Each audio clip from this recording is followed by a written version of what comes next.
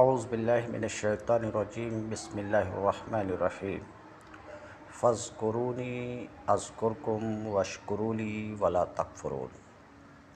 باب العلم انواریہ educational society و جامعہ انواریہ حیدرآباد انڈیا کے زیر اہتمام اللہ تعالیٰ کے فضل و کرم سے شعب الایمان للبیہقی کا درس قسطوار جاری ہے۔ آج کا درس شروع ہوتا ہے حدیث نمبر 585 سے۔ اخبرنا ابو عبداللہ الحافظ اخبرنی ابو بکر بن عبداللہ اخبرنا الحسین بن سفیان حدثنا ابو خیثمہ حدثنا ابن فضیل حدثنا عمارة بن القعقاع عن ابی زرعہ عن ابی ہریرہ قال قال رسول اللہ صلی اللہ علیہ وسلم کلمتان خفیفتان علی اللسان ثقیلتان فی المیزان حبیبتان الی الرحمن سبحان اللہ وبحمدہ سبحان اللہ العظیم۔ رواہ البخاری فی الصحیح عن ابی خیثمہ ورواہ مسلم عن ابی قریب عن ابن فضیل۔ حضرات، یہ روایات اور احادیث کا جو سلسلہ جاری ہے، یہ احادیث فصل فی ادامت ذکر کے ذیل میں ہے، یعنی مصنف نے فصل باندھا ہے ذکر کی پابندی کا، اور اسی فصل کے ذیل میں یہ احادیث آ رہی ہیں، آئی ہیں۔ اس گفتگو سے یہ بات آپ پر واضح ہو چکی ہے کہ گفتگو جاری ہے ذکر کی پابندی میں، تو آپ نے سماعت فرمایا کہ ذکر کس قدر ضروری ہے انسان کی روحانی زندگی کے لیے۔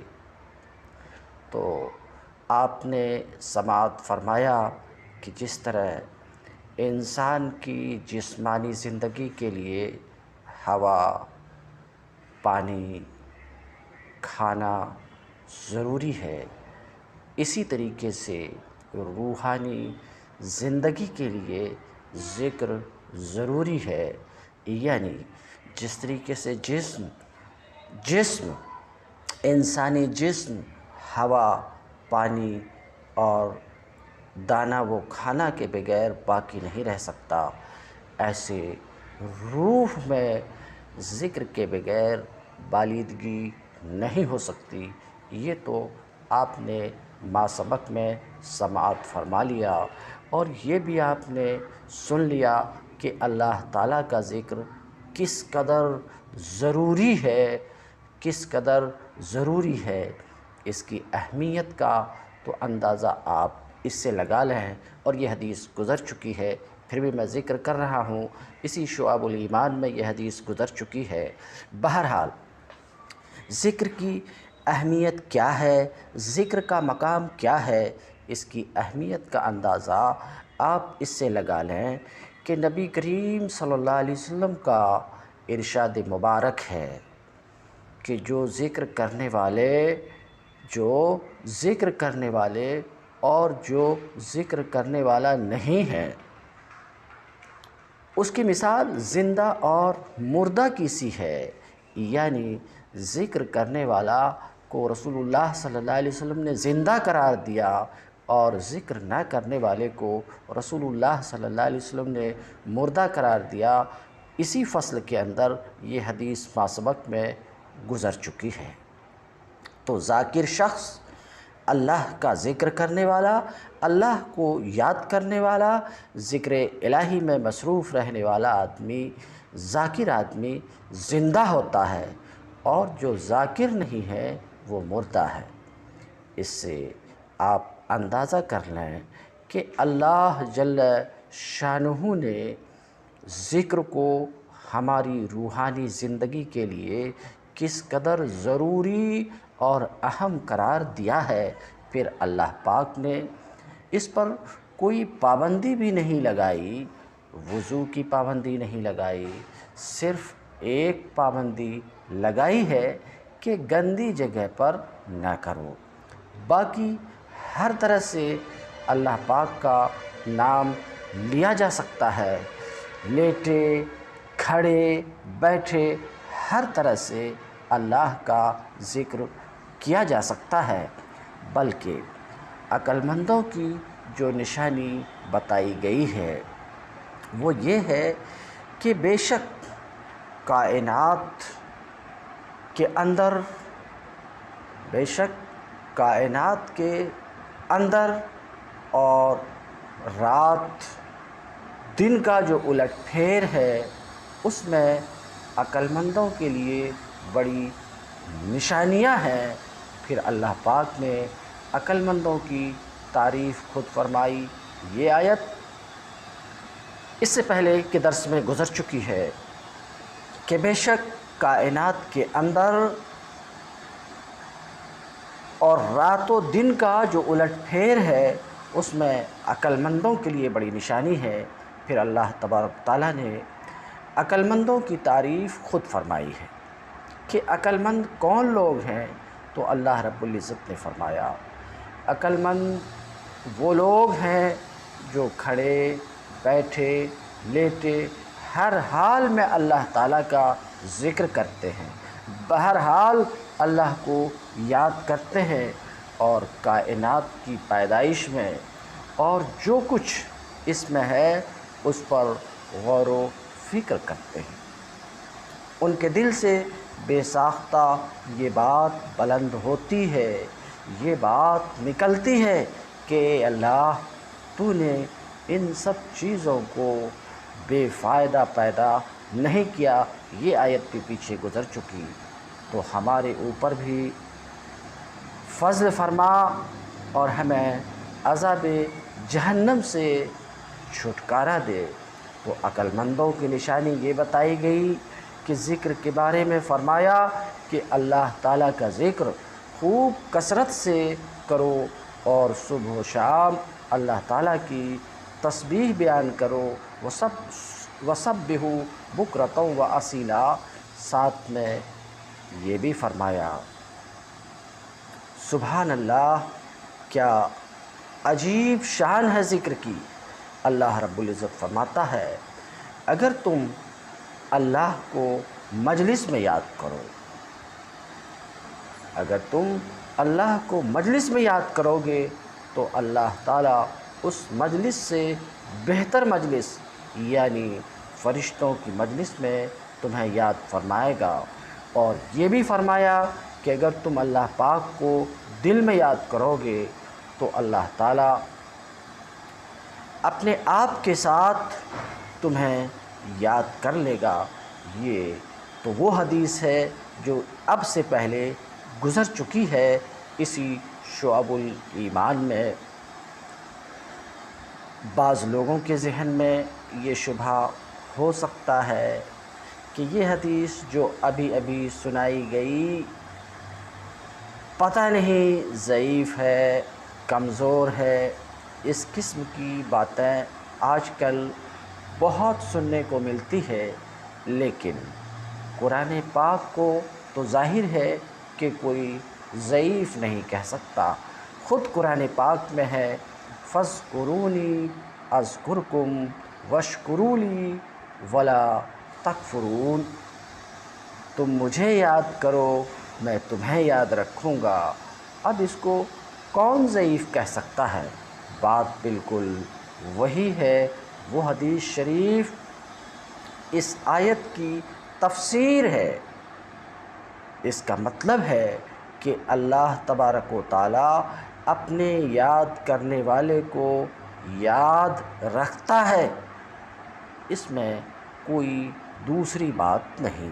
ہاں، اس کی تشریح پھر علماء کرام نے مختلف انداز میں کی ہے۔ ایک تو اس حدیث شریف کی روشنی میں تشریح کی کہ اللہ پاک فرشتوں کی مجلس میں یاد فرماتا ہے اور اپنے آپ کے ساتھ یاد رکھتا ہے۔ ایک تشریح یہ ہے کہ اللہ پاک کا یاد کرنا اور یاد رکھنا یہ ہے کہ اس کو مخلوق سے یاد کروا دیتے ہیں۔ ذاکرین کو لوگ بھی نہیں بھولتے۔ آپ حضرات نے بھی دیکھا ہوگا کہ جو ذاکرین ہیں لوگ ان کو نہیں بھولتے۔ حضرت خواجہ معین الدین چشتی اجمیری رحمۃ اللہ علیہ پتہ نہیں کب تشریف لے گئے ہیں اس دنیا سے، لیکن کیا لوگ ان کو بھول گئے ہیں؟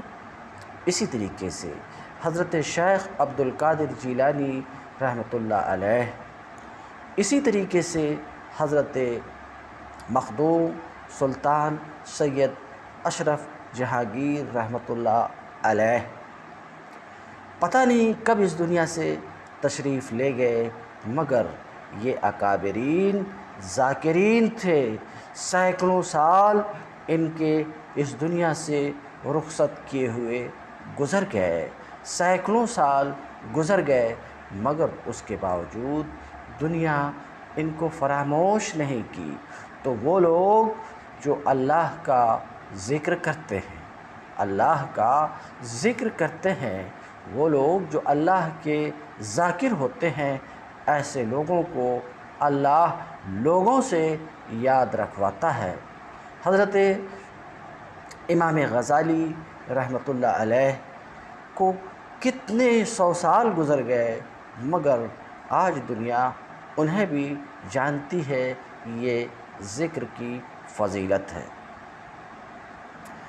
اللہ جل شانہ ان کو یاد رکھواتا ہے۔ اس کا مطلب یہ ہوا کہ جو ذکر اللہ ہے یہ خیر کا خزانہ ہے اور ہر طرح کے خیر کا خزانہ ہے۔ اس میں آدمی جتنا چاہے آگے جا سکتا ہے، مگر کیسے؟ حضرت ابراہیم علیہ السلام نے ہمیں ایک مستند ذریعے سے پیغام دیا ہے، یعنی آپ صلی اللہ علیہ وسلم کے ذریعے سے، کہ اپنی امت سے کہہ دیں۔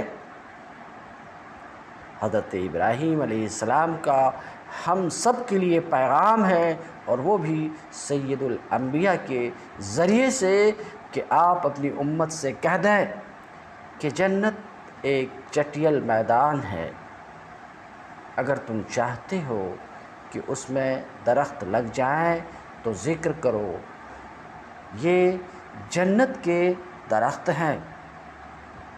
سبحان اللہ یہ ایک ذکر ہے، سبحان اللہ کہنے سے درخت لگتا ہے، الحمدللہ کہنے سے درخت لگتا ہے، لا الہ الا اللہ کہنے سے درخت لگتا ہے، اللہ اکبر کہنے سے درخت لگتا ہے۔ یعنی ذکر اللہ کی کثرت سے جنت کے درجات بلند ہوتے رہتے ہیں۔ اسی وجہ سے نبی کریم صلی اللہ علیہ وسلم نے ارشاد فرمایا کہ تم نرم نرم بستروں پر ذکر کرنے والوں کو ذکر سے نہ روکو۔ بعض لوگ مالدار ہوتے ہیں، اللہ نے ان کو مال دیا ہوتا ہے، اب جن کو مالدار پیدا کیا ہے تو ظاہر ہے ان کے پاس صوفہ سیٹ بھی ہوں گے، اچھے اچھے بیڈ بھی ہوں گے، قالین بھی ہوں گی، یہ ساری چیزیں ہوں گی، لیکن اگر وہ اللہ کو نہیں بھولتے، اللہ کو یاد رکھتے ہیں، تو یہ چیزیں ماشاءاللہ ان کے لیے خیر کا ذریعہ بن رہی ہے۔ مثلاً ایک شخص ہے، وہ شاکر ہے، اللہ پاک نے اس کو گاڑی دی ہے، گاڑی میں بیٹھتا ہے تو کہتا ہے اے اللہ تیرا بڑا شکر ہے، اے اللہ تیرا بڑا شکر ہے، تو نے میرے لیے بڑی آسانی پیدا فرمائی ہے، تو نے میرے لیے بڑی آسانی پیدا فرمائی ہے، تو بڑی آسانی پیدا فرمائی ہے، بیٹھنے کے لیے گاڑی دیا ہے۔ اگر کوئی اس کی عزت کرتا ہے تو کہتا ہے اے اللہ تیرا بڑا شکر ہے، کہ تو نے مجھے عزت دی ہے، یہ کہنے پر اس کا کام بن گیا۔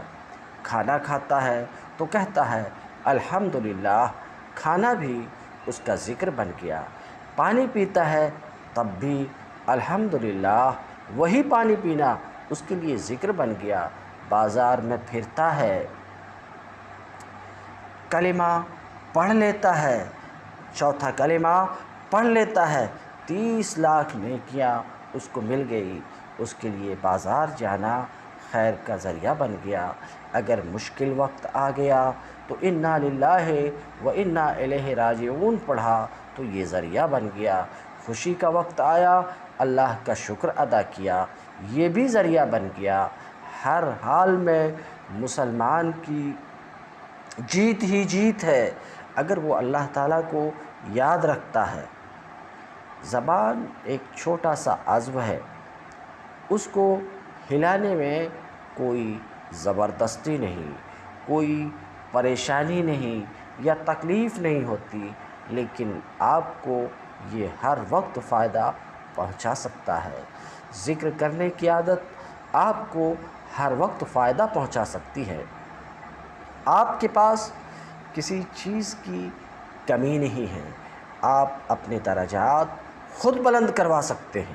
اپنے گناہ معاف کروانے ہیں تو استغفار کا ذکر کیجیے۔ اللہ تعالیٰ کی رحمتوں کو اپنی طرف متوجہ کرانا ہے تو درود شریف پڑھیں۔ اللہ جل شانہ کی رحمت کی نگاہ اپنی طرف متوجہ کرانا ہے تو قرآن پاک کی تلاوت کریں۔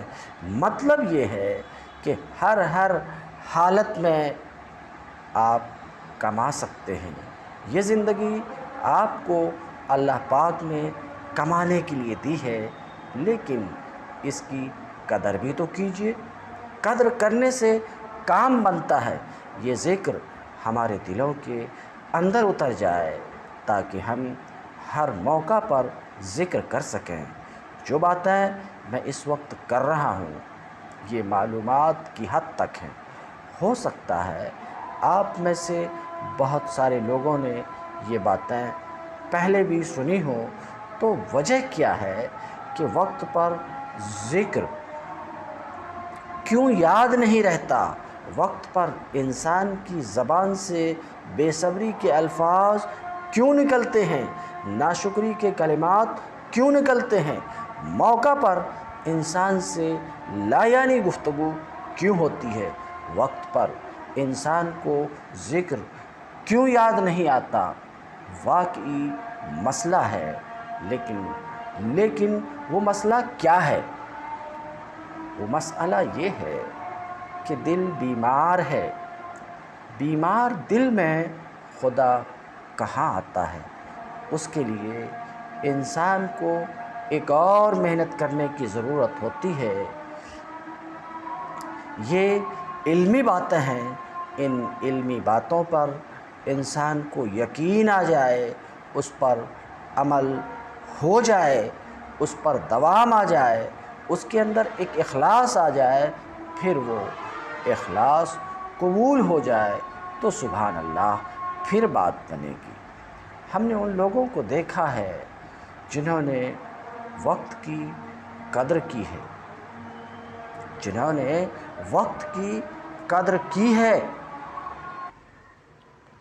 کہ سفر ہو، حضر ہو، بھیڑ ہو، تنہائی ہو، بہرحال اللہ کا ذکر کرتے ہیں، اللہ کا ذکر کرتے ہیں۔ اور یہ ذکر خدا کبھی رائے گاں جانے والی چیز نہیں ہے، برباد ہونے والی چیز نہیں ہے۔ ہمارا رب نہایت مہربان اور نہایت سخی ہے، ہمارے مانگنے سے زیادہ عطا کرنے والا، تمام چیزیں اس کے پاس موجود ہیں، لیکن ہماری نظر اس طرف نہیں جا رہی۔ آخر کیا وجہ ہو سکتی ہے؟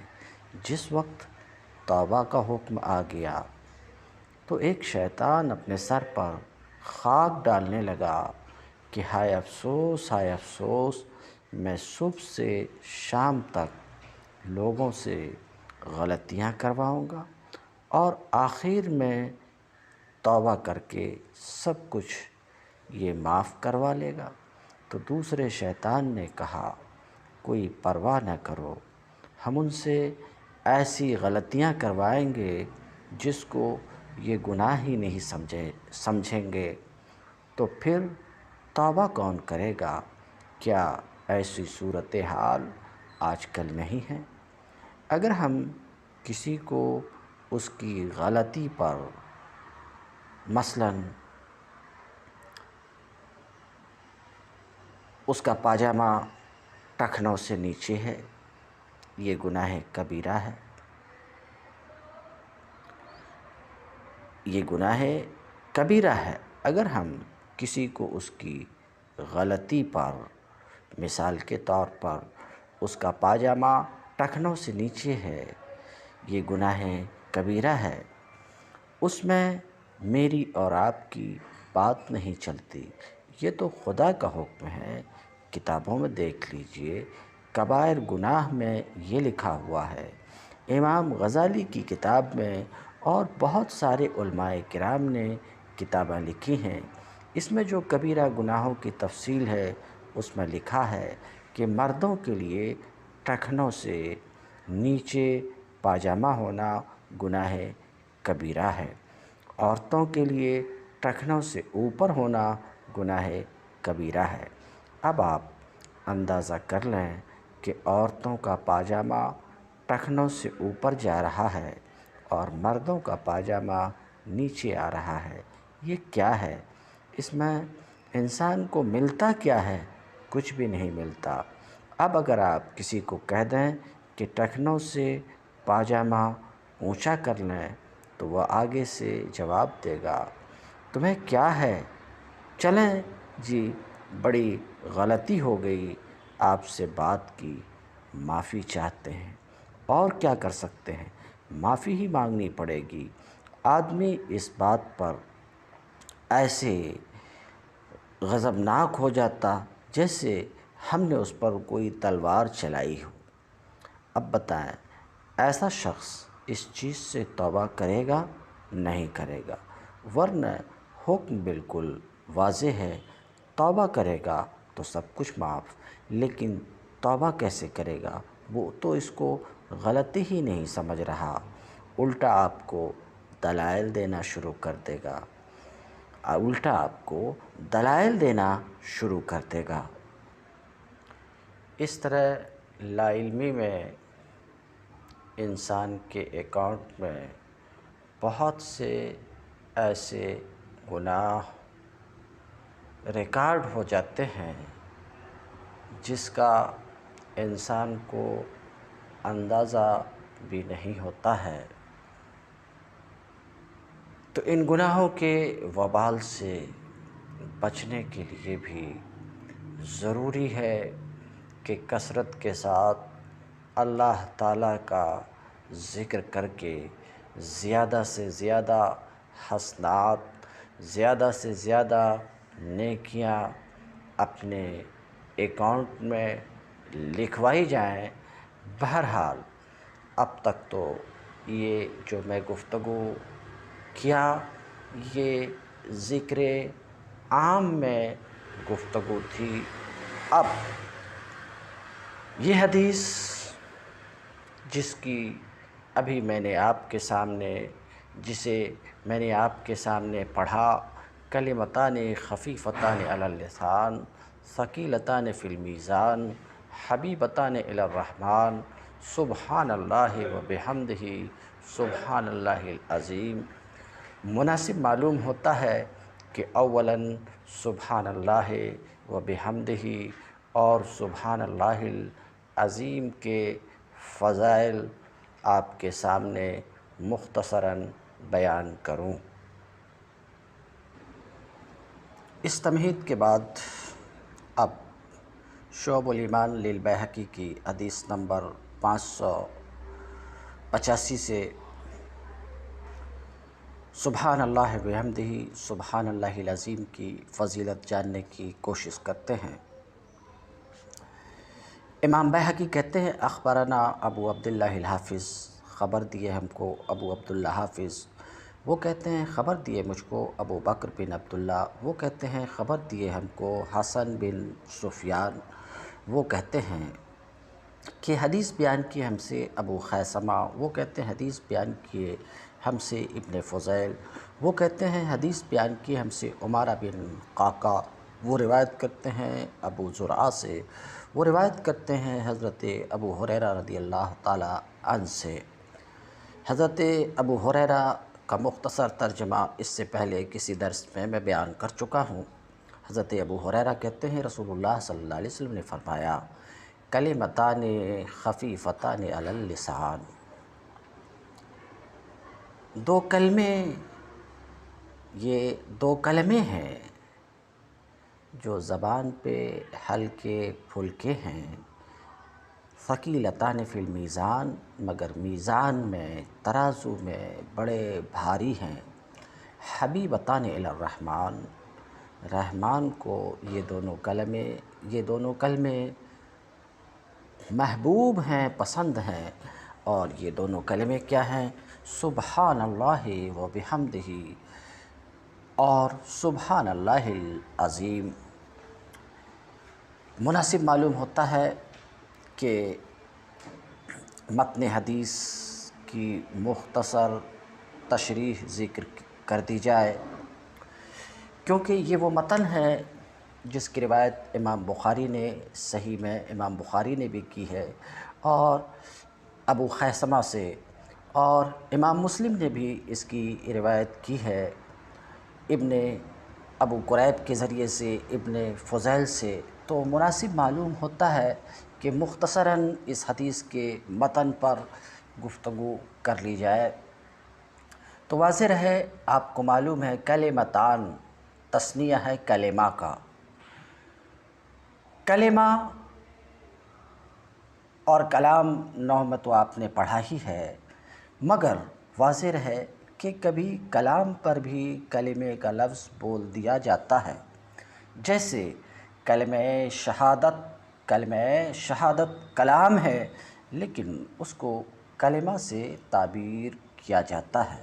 اسی طرح یہاں بھی سبحان اللہ و بحمدہ ایک کلام ہے، ایک پوری بات ہے، اور سبحان اللہ العظیم دوسرا کلام ہے، لیکن ان دونوں کو کلمتان یعنی دو کلمے کہا گیا ہے، دو کلمے کہا گیا ہے۔ اس حدیث پاک میں کلمات کی 3 صفت بتائی گئی ہے، کلمتان خفیفتان پہلی صفت، ثقیلتان دوسری صفت، حبیبتان تیسری صفت۔ تو 3 صفات بیان فرمائی گئی ہیں۔ پہلی صفت یہ ہے خفیفتان، بہرحال 3 صفات ہیں، خفیفتان، ثقیلتان، حبیبتان۔ یہ دو کلمے، ایک صفت تو یہ ہے کہ یہ دو کلمے رحمان کو نہایت محبوب ہیں، یعنی یہ دونوں کلمے رحمان کو کیوں بہت محبوب و پیارے ہیں، ذرا غور کریں۔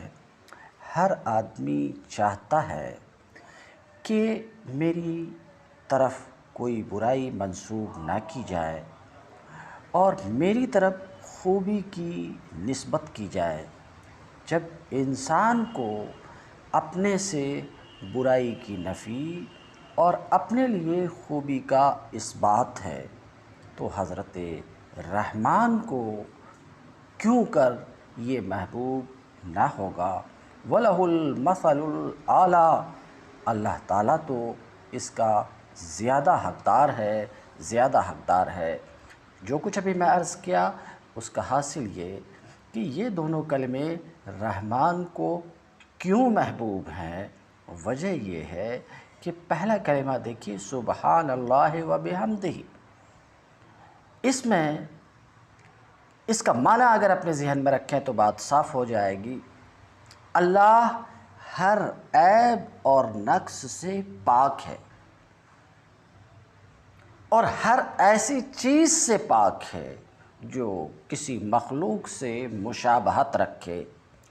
تو سبحان اللہ جب آپ نے کہا تو گویا کہ یہ کہہ دیا کہ اللہ ہر عیب سے پاک ہے، اللہ ہر کمی سے پاک ہے، اللہ کے اندر کسی طرح کی کوئی کمی نہیں ہے، کوئی نقص نہیں ہے، کوئی عیب نہیں ہے۔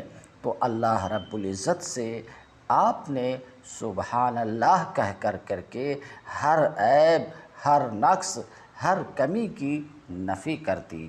یہ وجہ ہے سبحان اللہ کے اللہ کے نزدیک محبوب اور پیارے ہونے کی۔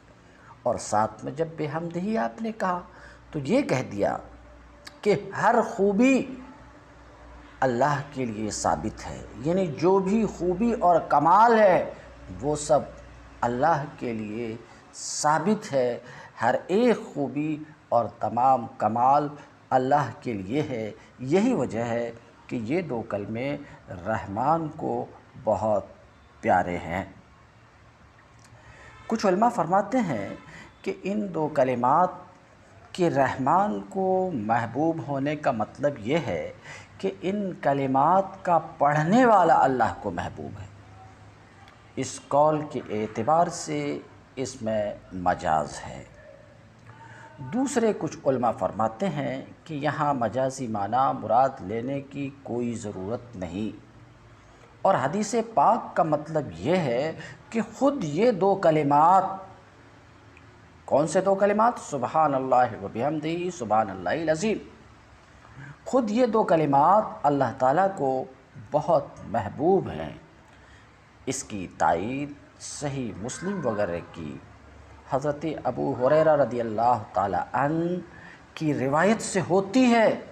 رسول اللہ صلی اللہ علیہ وسلم نے ارشاد فرمایا، ان احب الکلام الی اللہ ان یقول العبد سبحان اللہ و بحمدہ۔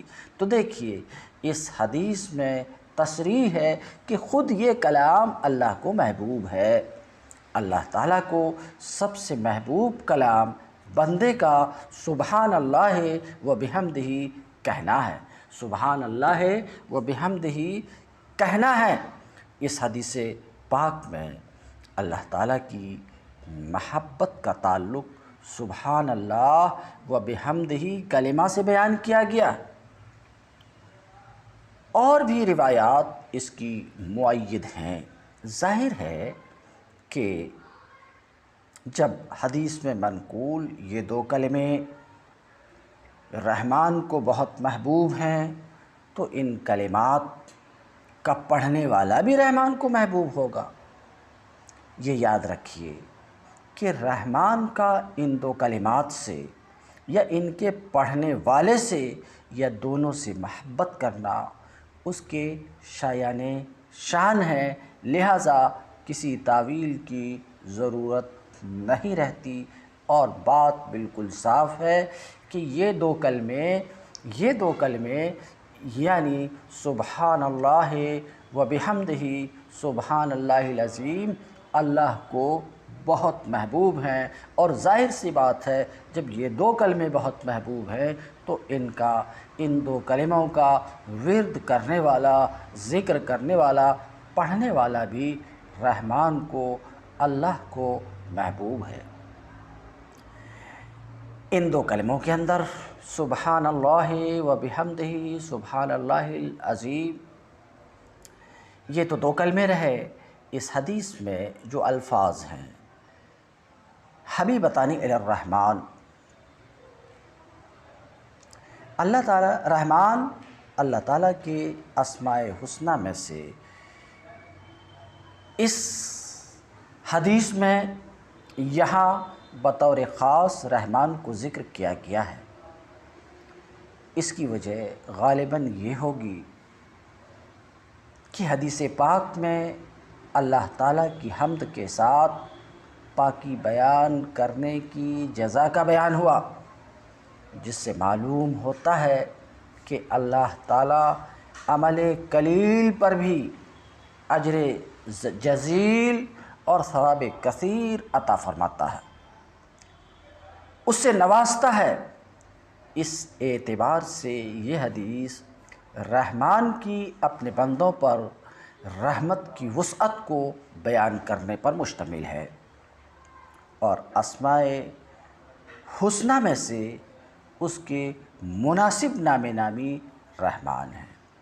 دوسری صفت، جب ان دو کلمات کا نہایت محبوب ہونا اور پیارا ہونا بیان کیا گیا تو کسی کو خیال ہو سکتا تھا کہ جب ان کا یہ مرتبہ ہے تو یہ کلمے ادائیگی کے اعتبار سے بہت بھاری ہوں گے، مشقت و کلفت والے ہوں گے، تو آگے دوسری صفت سے اس خیال کی نفی ہو گئی۔ فرمایا خفیفتان علی اللسان، زبان پر نہایت ہلکے پھلکے ہیں۔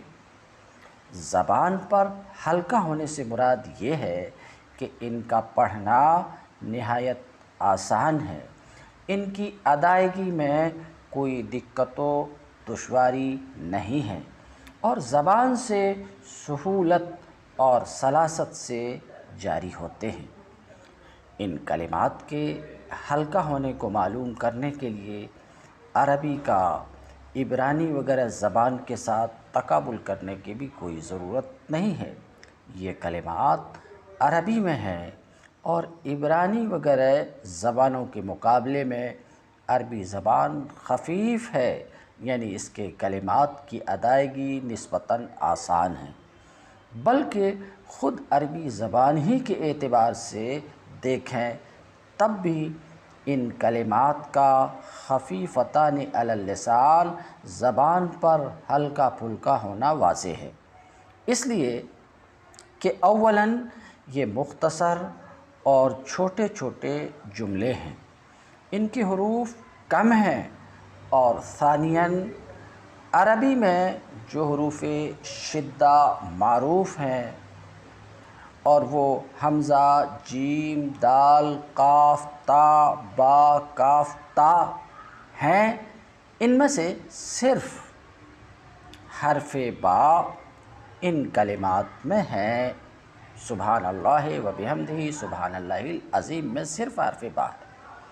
حروف استعلاء جو خا، صاد، زاد، غین، طا، قاف، ظا ہیں، ان میں سے صرف ظا ان میں ہے۔ عربی میں ثا اور شین ثقیل حروف سمجھے جاتے ہیں، دونوں میں سے کوئی ان دو کلمات میں نہیں ہے۔ پھر اسماء کے مقابلے میں افعال کو ثقیل سمجھا جاتا ہے، اور ان دو کلموں میں کوئی فعل نہیں ہے۔ اسماء میں بھی غیر منصرف کو ثقیل سمجھا جاتا ہے، وہ ان کلمات میں نہیں ہیں۔ پھر الف، واو اور یا تینوں حروف لین ان میں موجود ہیں، جو ادائیگی کے اعتبار سے نہایت سہل اور آسان ہیں۔ الغرض ان کلمات میں شدید اور ثقیل حروف کے مقابلے میں سہل اور ہلکے حروف زیادہ ہیں، اس لیے اجمی سے اجمی شخص بھی انہیں آسانی سے پڑھ سکتا ہے۔ تیسری صفت، جب یہ دو کلمے زبان پر ہلکے پھلکے ہیں تو کسی کو خیال ہو سکتا تھا کہ وزن میں بھی اسی حساب سے بہت کم ہوگا اور میزان عمل میں بھی ہلکے ہوں گے، تو ثقیلتان فی المیزان سے اس کی نفی کی گئی کہ میزان میں بڑے وزندار ہیں، بہت بھاری ہیں۔ شریعت میں یہ دو کلمے زبان پر تو ہلکے، لیکن ان کی وجہ سے میزان عمل بھاری ہو جائے گی۔ خود ان کلمات کا وزن میزان میں بہت زیادہ ہوگا، اور ظاہر ہے کہ اس کی وجہ سے ان کلمات کے پڑھنے والے کے اجر و ثواب کی بھی کثرت ہو جائے گی۔ مذکورہ کلمات کی یہ فضیلت کیوں ہے؟ ان کلمات کی اتنی فضیلت کیوں ہے اور ان میں کیا خاص انوار ہیں، اس کا پتہ تو جنت میں جا کر ہی چلے گا انشاءاللہ۔ بعض علماء فرماتے تھے کہ یوں تو اللہ تعالیٰ مسلمانوں کو جنت میں عظیم نعمتوں سے سرفراز فرمائے گا، لیکن میری نظر میں اللہ تعالیٰ کے دیدار کے بعد سب سے لذیذ بات یہ ہوگی کہ اللہ تعالیٰ وہاں ہم پر حقائق اشیاء منکشف فرمائے گا، جن امور کا ہمیں یہاں پتہ نہیں چلتا، ان کی حقیقت ہمیں وہاں معلوم ہو جائے گی۔ حدیث پاک میں وارد ان دو کلموں کی اصل حقیقت سے آگاہی بھی جنت میں حاصل ہو جائے گی انشاءاللہ۔ تاہم حضرت علماء کرام نے من جانب اللہ عطا شدہ فہم سے اس سلسلے میں جو کلام کیا ہے، چند اقوال ذکر کیے جاتے ہیں۔ بعض علماء فرماتے ہیں کہ ان کلمات کے میزان میں ثقیل اور وزندار ہونے کی بنیاد یہ ہے کہ ان میں مقام الوہیت کا بیان ہے۔ سبحان اللہ میں مقام تنزیہ اور بحمدہ میں مقام تنویہ و تعریف اور العظیم میں مقام عظمت کا بیان ہے۔ بعض اہل علم فرماتے ہیں کہ سبحان اللہ کے معنی ہے کہ اللہ تعالیٰ کی ذات بے عیب ہے، اور بحمدہ کا معنی ہے کہ اللہ تعالیٰ کے اندر تمام کمالات جمع ہیں اور وہ تمام تعریفات کے لائق ہے۔ جو ذات تمام عیبوں سے پاک ہو اور اس میں سارے کمالات جمع ہوں تو وہ ذات یقیناً سب سے زیادہ محبت کے لائق ہوتی ہے۔ اور سبحان اللہ العظیم کے اندر اللہ تعالیٰ کی عظمت و جلال کا ذکر ہے، اور جب کسی ذات کی عظمت و جلال کا ذکر کیا جائے تو اس کا خوف دل میں آتا ہے۔ سبحان اللہ و بحمدہ سے اللہ تعالیٰ کی محبت پیدا ہوئی، اور سبحان اللہ العظیم سے اللہ تعالیٰ کا رعب پیدا ہوا۔ جب محبت اور رعب یہ دونوں چیزیں اکٹھی ہو جاتی ہیں تو اس کا نام خشیت ہے۔ خشیت عام ڈر اور خوف کا نام نہیں ہے، بلکہ اس ڈر کا نام ہے جو کسی محبت کی وجہ سے پیدا ہو، اور اللہ تعالیٰ سے خشیت سارے اعمال و اخلاق کی اساس اور سارے علوم کا حاصل ہے۔ بعض اہل علم فرماتے ہیں کہ ان کلمات کے میزان میں بڑے وزندار ہونے کی وجہ ان دونوں کلموں کا رحمان کو محبوب ہونا ہے، اور رحمان کو ان دونوں کلموں کے محبوب ہونے کی وجہ سے ان کا وزن بڑھ گیا۔ اور یہ دونوں کلمے رحمان کو کیوں محبوب ہیں، اس کی وجہ آپ نے سنا۔ اس کی وجہ آپ نے سماعت فرمائی۔ یہ حدیث پاک جسے آپ نے سماعت فرمائی مسجع مکفّع کلام ہے۔ ان جملوں کے آخری الفاظ بلا رعایت وزن ہم کافیہ ہیں۔ کلمتان حبیبتان الی الرحمن خفیفتان علی اللسان ثقیلتان فی المیزان، لیکن یہ سجا مضموم کے قبیل سے نہیں ہے۔ یہ پر لطف و شیریں مسجع کلام رسول اللہ صلی اللہ علیہ وسلم کی زبان فیض ترجمان سے بلا تکلف صادر ہوا ہے۔ سجع مضموم وہ ہے جس میں تکلف کا دخل ہو یا جو کسی باطل بات کو متضمن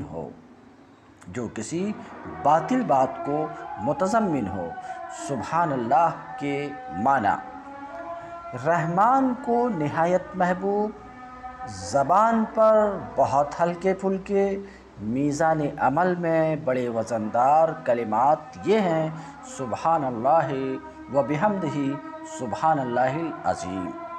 سبحان اللہ کے معنی ہے میں اللہ تعالیٰ کی پاکی بیان کرتا ہوں۔ پاکی بیان کرنے کے معنی یہ ہیں کہ میں اس بات کا اقرار و اعلان کرتا ہوں کہ اللہ تعالیٰ نقائص و معائب سے منزہ و مبرہ ہے، پاک ہے، صاف ہے۔ اس کی ذات عالی بے عیب ہے، اسی کو تنزیہ کہا جاتا ہے۔ یعنی اللہ تعالیٰ کو ہر عیب سے منزہ قرار دینا۔ اللہ تعالیٰ تو ازل سے ابد تک ایسی چیزوں سے پاک اور منزہ ہے جو اس ذات والا شان کے لائق نہیں۔ چاہے کوئی اس کی پاکی اور بے عیب ہونا بیان کرے یا نہ کرے، لیکن بندہ سبحان اللہ کہہ کر خود کو ان لوگوں میں شامل کر رہا ہے جو اللہ تعالیٰ کے بے عیب اور پاک ہونے کا یقین رکھتے ہیں۔ بندے کے تسبیح پڑھنے اور پاکی بیان کرنے سے اللہ تعالیٰ پاک نہیں ہوتا، اعاذ باللہ۔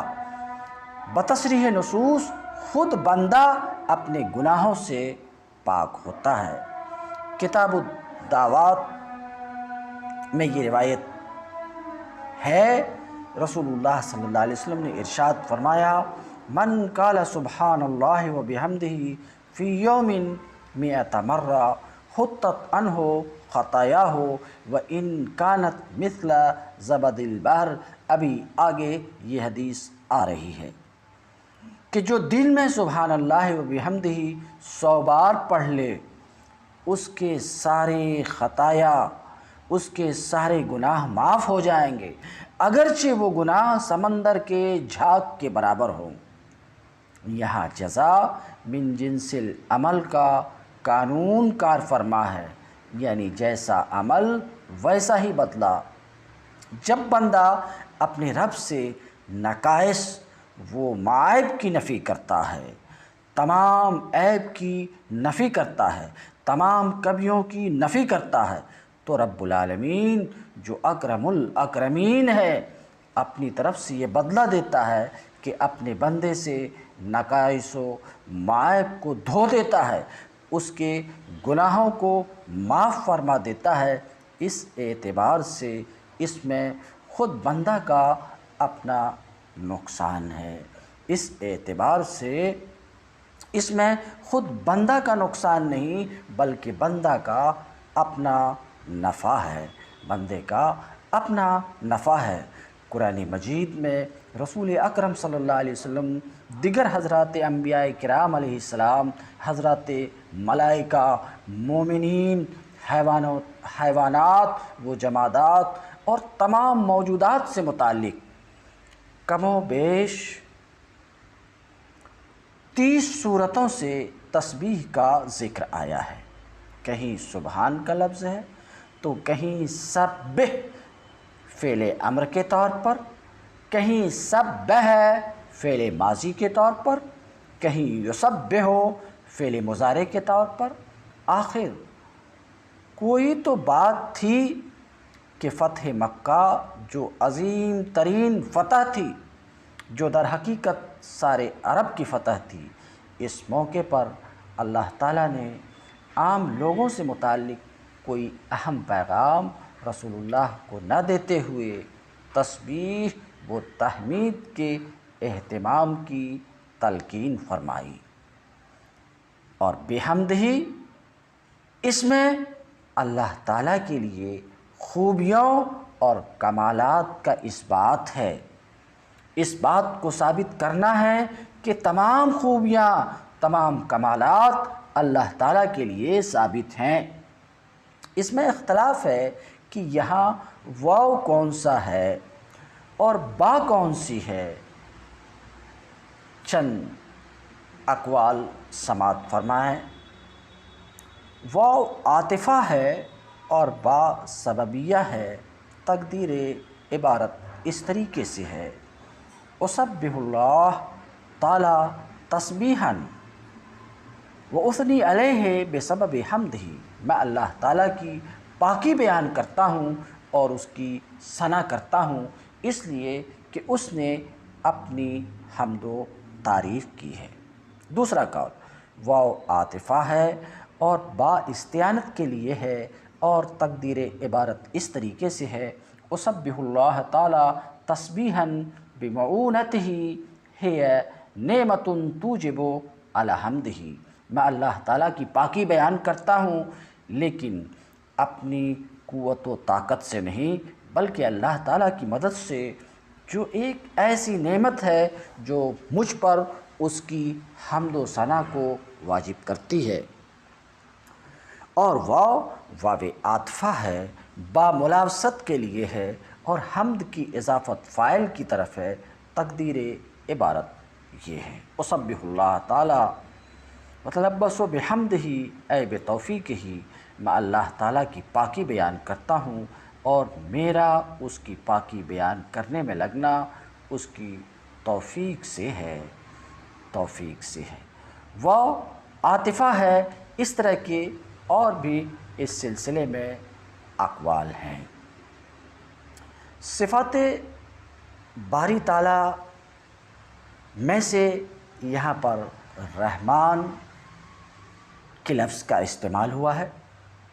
واضح رہے اور یہ بات ما سبق میں اسماء باری کے بیان میں گزر چکی کہ صفات باری تعالیٰ کی دو قسمیں ہیں۔ باری تعالیٰ کے صفات دو طرح کے ہیں، ایک صفات عدمیہ یا سلبیہ، ان کو صفات جلال کہا جاتا ہے، دوسرے صفات وجودیہ یا ثبوتیہ، ان کو صفات اکرام کہا جاتا ہے، اور یہ اللہ تعالیٰ کے قول ذوالجلال والاکرام سے ماخوذ ہے۔ صفات عدمیہ، جلال سے مراد وہ صفات ہیں جن کے ذریعے باری تعالیٰ کی عیوب و نقائص سے پاکی کا اظہار کیا جاتا ہے، مثلا اس کا کوئی شریک نہیں ہے، اس کی کوئی بیوی اور اولاد نہیں وغیرہ۔ صفات وجودیہ، اکرام سے مراد وہ صفات ہیں جو اللہ تعالیٰ کے کمال و عظمت پر دلالت کرتی ہیں، مثلا وہ زندہ ہے، وہ قادر ہے، وہ خالق ہے وغیرہ۔ سبحان اللہ میں صفات جلال کی طرف اشارہ ہے اور بحمدہ میں صفات اکرام کی طرف اشارہ ہے، بلفظ دیگر سبحان اللہ کے ذریعے سے عیب کی نفی ہے اور بحمدہ میں کمال کا اثبات ہے۔ پاکی بیان کرنے میں کسی خاص عیب و نقص کا ذکر نہیں کیا گیا، اسی طریقے سے تعریف میں کسی خاص کمال کا ذکر نہیں کیا گیا۔ اس سے عموم مستفاد ہوتا ہے کہ تمام نقائص سے پاکی بیان کرتا ہوں، میں تمام نقائص سے پاکی بیان کرتا ہوں اور سارے کمالات پر تعریف کرتا ہوں۔ سبحان اللہ کو اس کلمے میں سبحان اللہ و بحمدہ میں پہلے سبحان اللہ ہے، بعد میں بحمدہ ہے۔ سبحان اللہ کو بحمدہ پر مقدم کیوں کیا گیا؟ اللہ تعالیٰ کی وجود اور اس کی عظمت کا اقرار تقریباً تمام اقوام کرتی ہیں، البتہ ملل و اقوام میں جو اختلافات یا گمراہی کے تصورات تھے وہ صفات عدمیہ، صفات جلال میں نسبتاً زیادہ تھے۔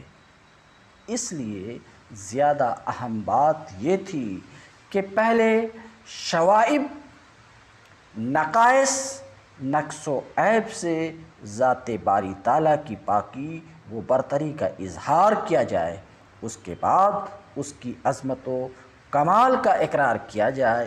اسی لیے سبحان اللہ کو مقدم کیا گیا، اس کے بعد بحمدہ کو ذکر کیا گیا۔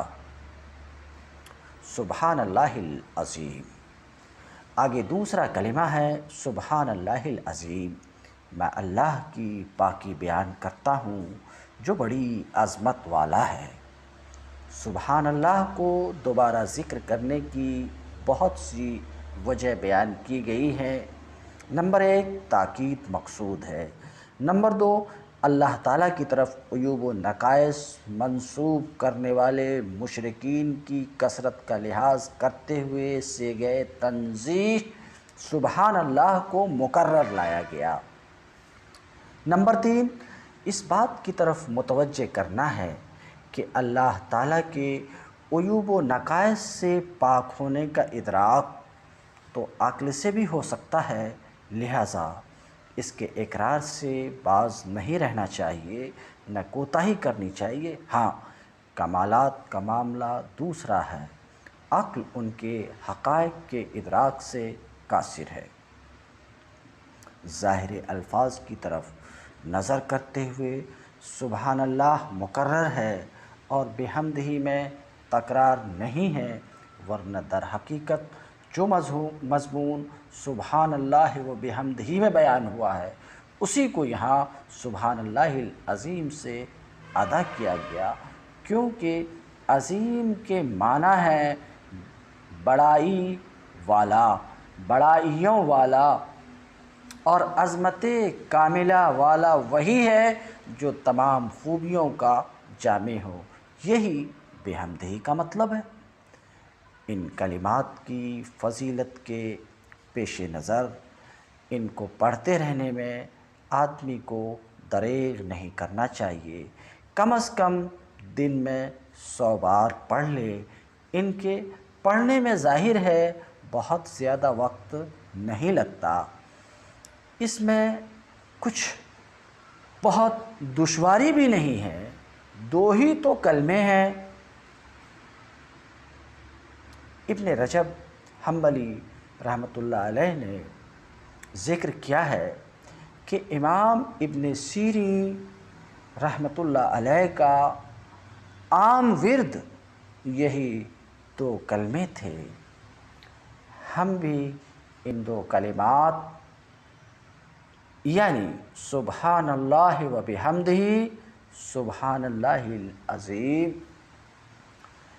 کو حرز جاں اور ورد زباں بنا لیں۔ اللہ تعالیٰ ہمیں عمل کی توفیق عطا فرمائے اور اللہ رب العزت ہمیں توفیق دے کہ ہم سبحان اللہ و بحمدہ اور سبحان اللہ العظیم کو اپنا وظیفہ بنائیں، جس کا فائدہ یہ ہے کہ سمندر کے جھاگ کے برابر بھی ہمارے گناہ ہوں گے، تو اللہ رب العزت ان 2 کلموں کی برکت سے اللہ رب العزت ہمارے گناہوں کو مٹا دے گا، ختم کر دے گا، جیسا کہ مخبر صادق رسول صادق علیہ الصلاۃ والسلام نے اس حدیث میں فرمایا ہے۔ اس حدیث میں جس کی رسول اللہ صلی اللہ علیہ وسلم نے وضاحت کی ہے۔ حافظ ابن حجر عسقلانی رحمۃ اللہ علیہ فرماتے ہیں کہ جو شخص کسی مجلس میں بیٹھا، ایک حدیث کا حاصل بیان کرتے ہیں کہ جو شخص کسی مجلس میں بیٹھا جس میں اس سے بہت سی قابل مواخذہ فضول باتیں سرزد ہوئیں، تو اس نے اس مجلس سے اٹھتے وقت کہہ دیا سبحان اللہ و بحمدہ اشہد ان لا الہ الا انت استغفرک و اتوب الیک، تو اللہ تعالیٰ اس مجلس میں اس سے سرزد ہونے والی تمام لغزشوں کو معاف فرما دے گا۔ یہ ابن حجر عسقلانی ایک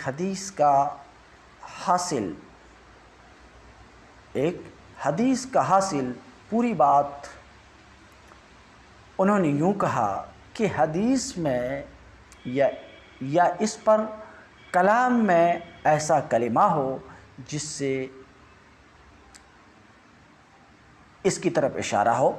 چنانچہ حدیث پاک میں ہے من جلس مجلسا کثر فیہ لغتہ فقال قبل ان یقوم من مجلسہ ذالک، جس کی میں نے ابھی تلاوت کی، جو میں نے ابھی آپ کے سامنے پڑھا۔ المختصر یہ کہ یہ دو کلمے سبحان اللہ و بحمدہ سبحان اللہ العظیم، سبحان اللہ العظیم، یہ رحمان کو بڑے پیارے ہیں۔ رحمان کو یہ دو کلمے پیارے ہیں۔ ہمیں کثرت سے یہ دو کلمے کا ورد کرنا چاہیے اور وظیفہ بنانا چاہیے۔ حافظ ابو بکر بیہقی کہتے ہیں رواہ البخاری فی الصحیح، امام بخاری نے بھی اس کی روایت کی ہے صحیح میں ابو خیثمہ سے، اور امام مسلم نے بھی اس کی روایت کی ہے ابو قریب سے جو ابن فضیل سے راوی ہیں۔